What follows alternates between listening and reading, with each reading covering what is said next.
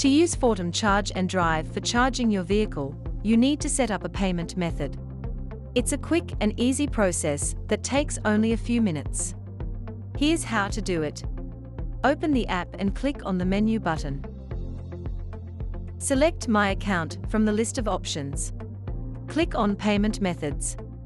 Add your credit or debit card manually, or opt for more convenient payments by using Apple Pay or Google Pay.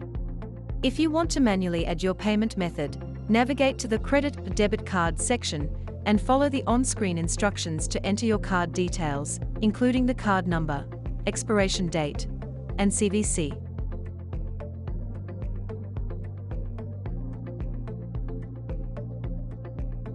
After adding your card, you may give it a nickname to help you differentiate it from other payment methods you may use.